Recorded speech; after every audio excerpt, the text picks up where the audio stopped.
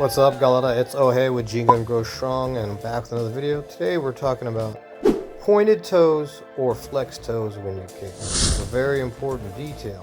So you point your toes, and this is going to depend on three things. It's going to depend on, one, the type of kick that you're doing, two, what you're doing immediately after that kick, and three, my favorite, is what your intention of that kick is. Okay, so let's go ahead and get started. We have some very good insights here for you. Okay, when given a meia lua de frente, or what we call passape, and you're going to bring it back, I would always point my toes. Gives distance, gives beautiful expression. Let's look at that again. Meia lua de frente, point the toes if you're going to pull it back, pretty much for anything.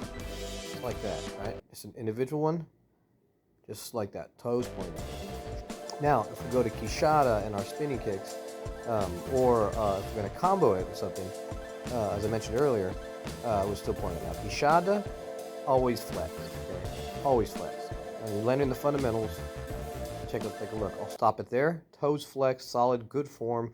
If you do strike with it, it'll be flexed, it'll be hard. Same thing with armada, spinning kick, right? You're loading it. If you do strike with it, boom, you'll sit with the solid foot, okay?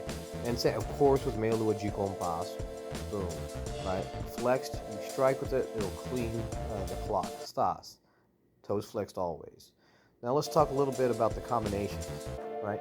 So if we're gonna pull back, it would be the same thing. Pull the passape back with the meia lua de frente and deliver it. It would still be pointed toes, and then we give our kick with the flex toes, the armada, right? Same thing here. We'll give meia lua de compasso second. Same thing.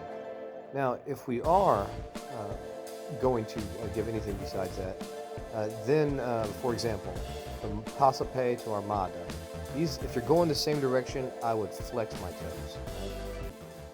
Now, in the third category, I want to talk about expression. A contramestre mechido, I love his game.